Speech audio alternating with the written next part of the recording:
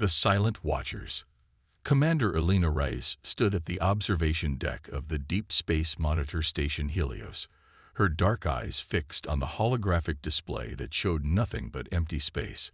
At least, that's what anyone else would see. But Elena knew better. After 3 years of watching this particular sector, she'd learned to spot the subtle distortions that shouldn't exist in the void between stars. "Commander, we're getting another reading," Lieutenant Jack Chen called from his station. Same signature as before, but stronger this time. Elena moved to his console, her movements precise despite the low gravity. The quantum interference patterns on his screen pulsed with an eerily regular rhythm, like a heartbeat in the cosmos. "How many is that now?" "7th one this week," Jack replied, his fingers dancing across the holographic interface. "Whatever's out there, it's getting more active." The Helios station, positioned at the edge of the Kuiper Belt, was humanity's furthest permanent outpost.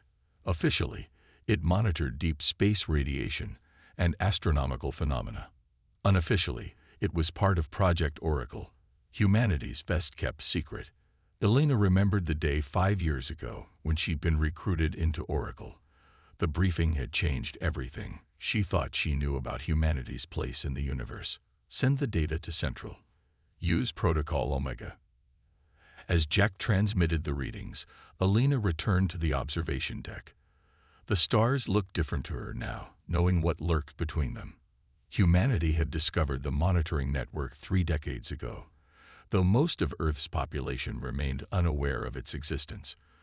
Countless invisible sensors scattered throughout their solar system, watching, measuring, recording. The question that had haunted them since the discovery: watching for what? "Commander," Jack's voice carried an edge she'd never heard before. Multiple quantum signatures appearing simultaneously. This isn't like the others.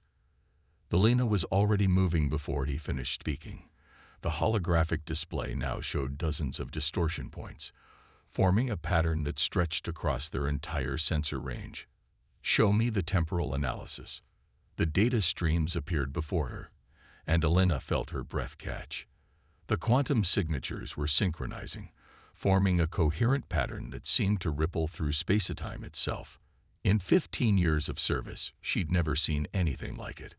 "Contact Central Command immediately," she ordered, but Jack was already shaking his head. "Communications are being blocked. Whatever this is, it's interfering with our quantum entanglement channels." Elena initiated emergency protocols, bringing the station's defensive systems online. Not that their weapons would do much good against something that could manipulate quantum fields at this scale. "Begin emergency data backup. If we can't transmit to Earth, we need to ensure this information survives." The station's AI responded immediately, copying their sensor logs to hardened storage systems. Elena watched as the pattern continued to evolve, growing more complex with each passing moment. Then, without warning, every quantum signature pulsed simultaneously. A new alert blared through the station. "Spatial anomaly detected," the AI announced calmly. "Unknown object materializing at coordinates 227 Mark 43. Through the observation window, Elena watched as space itself seemed to fold. A massive structure emerged from the distortion, its surface covered in geometric patterns that hurt her eyes to look at. It was clearly artificial, but unlike anything humanity had encountered before. "Size estimate?" she asked, her voice steady despite the gravity of the situation. "Object extends approximately 3.2 kilometers in length," Jack reported. "Structure appears to be composed of materials not present in our database. Energy readings are, Commander, it's producing more power than Earth's entire energy grid." Before Elena could respond, every screen in the station flickered and went dark. When they reactivated, a single message appeared, written in perfect English: "The builders return. The warning must be delivered." Elena felt a chill run down her spine. For 30 years, humanity had wondered who had built the monitoring network and why. Now it seemed they were about to find out. But as she studied the massive alien structure, she couldn't shake the feeling that this wasn't a first contact scenario. This was something else. A warning, yes, but perhaps also a recruitment. Send emergency protocols to all Oracle stations in the system, she ordered, and prepare a probe for launch. If we can't communicate with Earth directly, we'll have to do it the old-fashioned way. As her crew rushed to comply, Alina kept her eyes on the alien structure. Humanity had spent centuries looking to the stars, wondering if they were alone. Now they had their answer, but it wasn't the one they'd expected. Something was coming, something that had prompted an advanced civilization to build a solar system-wide monitoring network and leave it running for what could have been millennia. The message pulsed on every screen, a reminder that their world was about to change forever. Alina squared her shoulders. Whatever was coming, humanity would face it head-on. They'd built their civilization in the shadow of this ancient warning system. Perhaps that was no accident. Perhaps they had been preparing for this moment all along, whether they knew it or not. The probe launched, carrying their data toward Earth, while the alien structure continued its silent vigil. The warning had been delivered. Now the real work would begin. Breaking point. The emergency session of the United Earth Council was unlike anything in human history. Representatives from every nation sat in stunned silence as they watched the sensor logs from Helios Station. Admiral Marcus Chen, head of the Global Defense Force, stood before them, his weathered face illuminated by the holographic displays showing the alien structure. "The probe reached us 6 hours ago," he announced, his voice echoing through the chamber. "In that time, we've detected 17 more quantum anomalies throughout the solar system. Whatever the builders were warning us about, it's happening now." Dr. Isabella Santos, Earth's leading archaeologist, stepped forward. Her research team had spent decades studying fragments of advanced technology found buried in Earth's oldest ruins. The structure's design matches artifacts we've discovered dating back over 50,000 years. Whoever built this monitoring network, they'd been watching us for a very long time. The council chamber erupted in overlapping voices until Council President Amara Okafor raised her hand for silence. "What we need to know is simple. Are we under threat? And if so, what can we do about it?" Before anyone could respond, every screen in the chamber switched to an emergency broadcast. The face of Commander Alina Reyes appeared, her expression grim. "Council members, we have a situation. Multiple objects have just emerged from hyperspace at the edge of our solar system. They're not builder technology." The feed switched to show massive ships, their hulls covered in what appeared to be living metal. They moved with an organic fluidity that defied conventional physics, and their very presence seemed to distort the space around them. "We count 37 vessels," Alina continued. "Their energy signatures suggest weapons we can't even begin to comprehend. They'll reach Earth's orbit in approximately 72 hours. Admiral Chen's hands clenched behind his back. "Commander Reyes, have they made any attempt at communication?" "No, sir. But..." Alina hesitated. "The builder structure is reacting to their presence. It's generating some kind of quantum field that spans the entire solar system. Sir, I think this is what the warning was about. These ships, they're what the builders were preparing us for." Dr. Santos stepped closer to the displays, her eyes wide. "Look at their trajectory. They're not just heading for Earth. They're moving to surround us, cutting off all possible escape routes. Then we fight."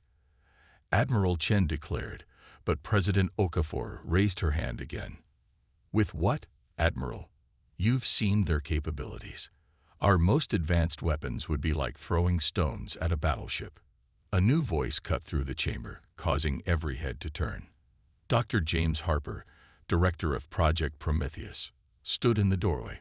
Few knew of his classified research division, buried deep beneath the Himalayan mountains. "Perhaps," he said, walking to the center of the chamber, "it's time we showed our own hand." President Okafor's eyes narrowed. "Explain." Harper gestured, and new holographic displays appeared, showing technology that made even the alien ships seem primitive by comparison. "We've had 50,000 years to prepare, even if we didn't know what we were preparing for. Those artifacts Dr. Santos studied. We didn't just study them. We reversed engineered them, improved them, and kept them hidden, waiting for the day we'd need them. The chamber fell silent as Harper continued. The builders didn't just leave us a warning system. They left us a legacy, scattered pieces of their technology buried across our planet. I believe they knew these entities would come eventually. They weren't just watching us. They were guiding us, helping us develop the tools we'd need to fight back. Admiral Chen studied the displayed weapons systems with newfound hope. How long have we had these capabilities? Long enough to perfect them, Harper replied. The question isn't whether we can fight. The question is, are we ready to show the galaxy what humanity is truly capable of?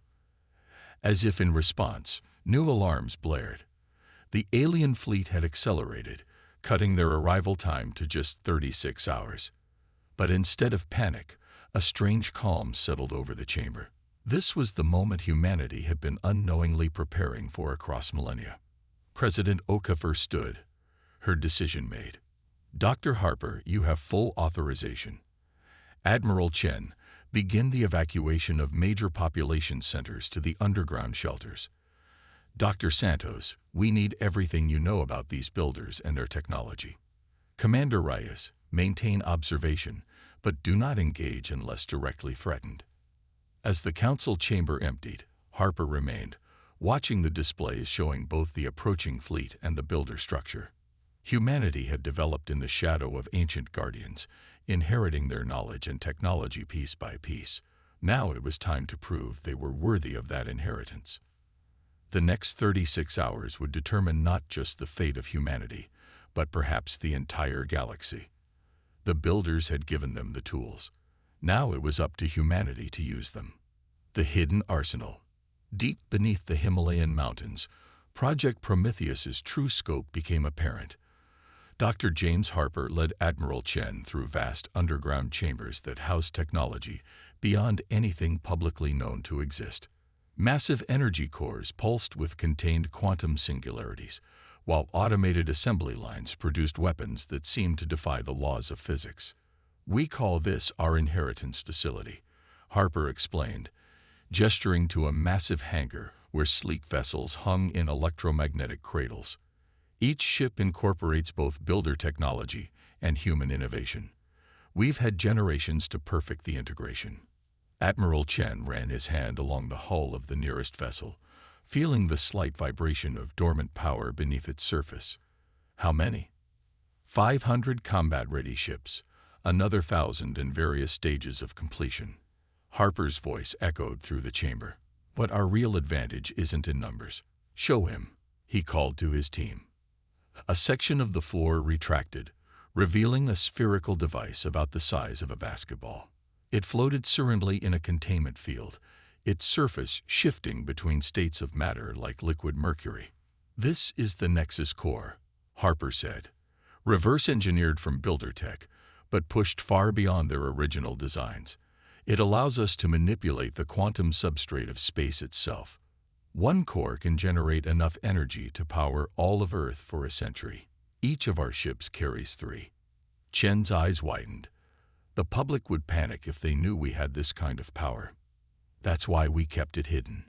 Humanity needed to develop naturally, to earn this power through our own progress. The builders didn't just give us technology. They gave us time to mature enough to use it wisely. A holographic alert interrupted them. Dr. Santos' face appeared, her expression urgent. The alien fleet has changed formation. They're accelerating again. New arrival time. 12 hours. Harper nodded as if he'd expected this. Begin final activation protocols. All ships, all facilities. It's time to wake up our sleeping giant. Around them, the facility hummed to life. Hidden installations across the planet activated simultaneously, revealing humanity's true technological capacity. Quantum shields shimmered into existence around major cities, while defense platforms emerged from underground bunkers and underwater bases. In orbit, stealth satellites shed their mundane disguises, revealing advanced weapon systems that had hidden in plain sight for decades. The entire solar system seemed to wake up, responding to protocols established long ago. Commander Rice's voice came through the command channel. The builder structure is changing configuration. It's connecting to our defense grid. The quantum signatures are synchronizing. Harper smiled. They left us more than warnings and weapons. They left us an entire defense network. We just had to prove we were ready to use it. In the command center, President Okafor watched as humanity's hidden arsenal revealed itself. Screens showed similar facilities activating across the globe. Beneath the Mariana Trench, inside Mount Kilimanjaro, under the Antarctic ice, each installation contributed its unique capabilities to the whole. Our greatest advantage, Harper explained to the assembled leaders, is that we haven't just copied builder technology. We've improved it. Human creativity, our ability to innovate and adapt, has pushed these systems beyond their original specifications. Dr. Santos pointed to new data streaming in. The alien fleet's energy signatures. They match patterns in ancient builder records.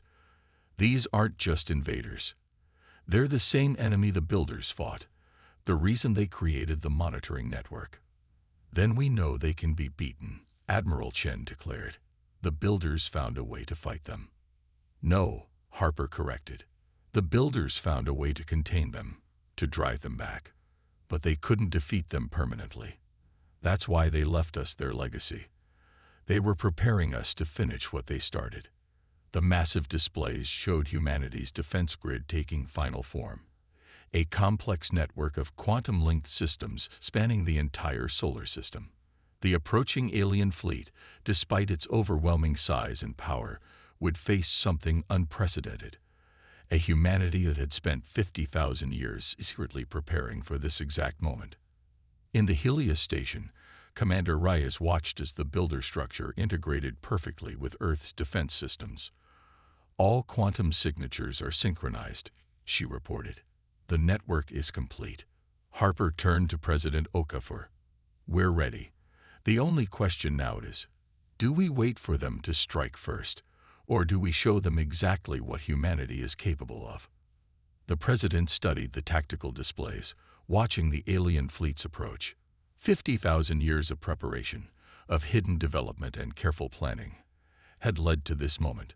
The builders had chosen humanity for a reason, had guided their development from the shadows. Now it was time to prove their faith was justified. We strike first, she declared. Show them why the builders chose us as their inheritors.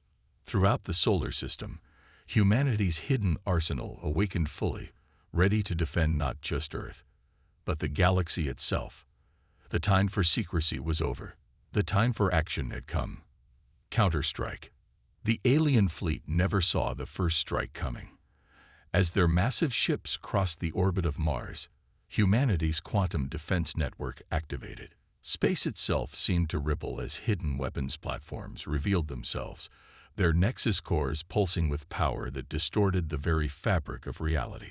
All units, execute pattern Omega. Admiral Chen's voice carried across all channels. Show them what humanity can do. Commander Elena Reyes watched from Helios Station as Earth's hidden fleet emerged from quantum storage, ships materializing from seemingly empty space. The vessels moved with impossible grace, their hybrid technology allowing them to navigate dimensions the alien fleet couldn't even perceive. First wave, engage, she ordered. The builder structure near her station pulsed in harmony with their attacks, amplifying their effectiveness. Quantum beams lanced out from Earth's ships, not targeting the alien vessels directly, but instead weaving a complex pattern through space. Where the beams intersected, reality itself buckled. 3 alien ships found themselves trapped in localized time distortions, their advanced weapons useless against an enemy they couldn't reach. Pattern recognized in alien fleet movements. The tactical AI announced. They're attempting to establish a quantum containment field. Dr. Harper's voice cut through the command channel, just as the builders recorded. These entities tried to trap their opponents in quantum cages, but we've had 50,000 years to study their tactics. President Okafor, watching from the underground command center, nodded to Admiral Chen. Initiate Phase 2. The Admiral activated a sequence that humanity had rehearsed countless times in secret. Every ship in Earth's fleet synchronized their nexus cores, creating a cascading quantum effect that rippled through the solar system.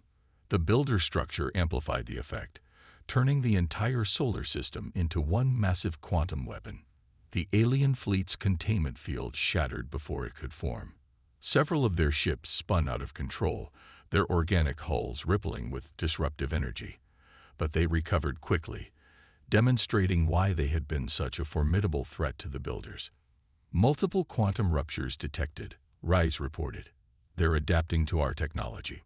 Of course they are, Harper replied calmly. That's what we wanted them to do. As if on cue, the builder structure pulsed with new energy. The quantum signatures it had been monitoring for decades suddenly shifted, creating a complex interference pattern with the alien fleet's adaptive responses. Their organic ships began to crystallize, their matter transformation abilities turning against them. The builders didn't just give us weapons, Dr. Santos explained over the command channel. They gave us understanding. These entities adapt by absorbing and mimicking advanced technology. So we showed them exactly what we wanted them to copy. The alien fleet's attempts to adapt to Earth's weapons had played directly into humanity's strategy. Their organic ships, now partially crystallized, became vulnerable to the very quantum effects they had been trying to employ. All ships, execute final attack pattern, Admiral Chen ordered.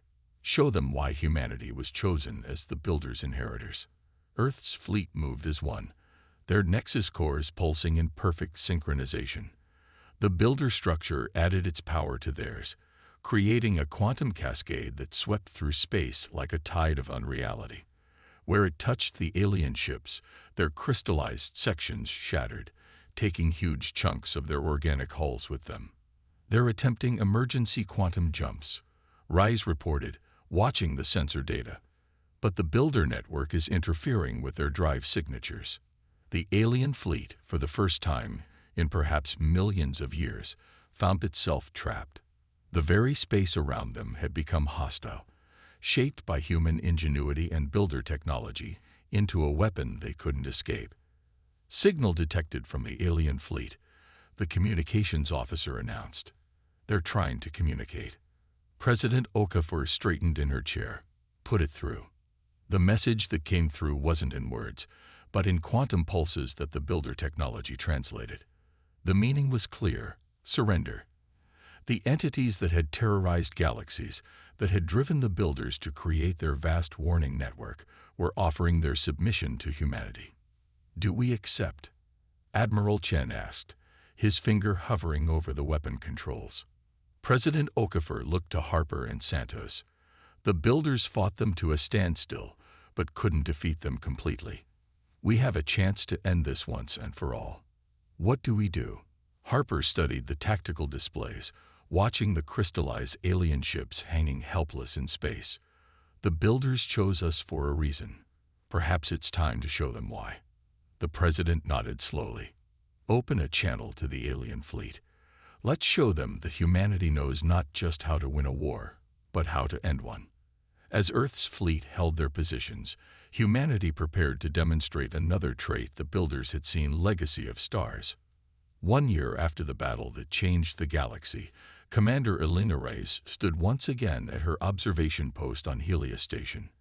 But now she watched a very different scene unfold. Where once there had been empty space, now a massive diplomatic station orbited Jupiter, its quantum architecture a blend of human, builder, and reformed entity technology. The entity delegation has arrived, Lieutenant Chen reported, his console showing the arrival of crystalline ships, their organic components now permanently transformed by the effects of the quantum cascade. Their surrender had led not to their destruction, but to something unprecedented: cooperation. Dr. Harper's voice came through the quantum comm. The builders are here too. That had been the greatest surprise of all. Humanity's victory had drawn them out of their self-imposed exile. Their vast ships had emerged from quantum space weeks after the battle, not as conquerors or saviors, but as equals seeking to meet their chosen inheritors. In the diplomatic station's grand chamber, President Okafor stood with Admiral Chen and Dr. Santos as representatives from across the galaxy gathered. The builders, tall crystalline beings of pure energy, stood alongside the now transformed entities, their ancient conflict resolved not through destruction, but through human innovation. "We chose well," the builder representative communicated through the quantum field. "Your species found a path we could not see. Where we sought containment, you sought transformation. Where we built walls, you built bridges." Dr. Santos stepped forward, decades of research finally finding their purpose. "You didn't just leave us technology. You left us a choice. Every artifact, every piece of knowledge was a test to see how we would use it. And you succeeded beyond our expectations," the entity representative added, their crystalline form shimmering with quantum energy. "Our adaptation ability had become our prison, forcing us to consume and destroy. You showed us how to use it to transform instead." Admiral Chen watched as diplomatic teams from Earth moved among the gathered species, sharing the hybrid technology that had emerged from their victory. "We're not just sharing technology, are we? We're sharing a new way of thinking." "That was always the builders' hope," Harper explained, joining them. "They saw in humanity something unique, not just our ability to innovate, but our ability to find alternatives to conflict.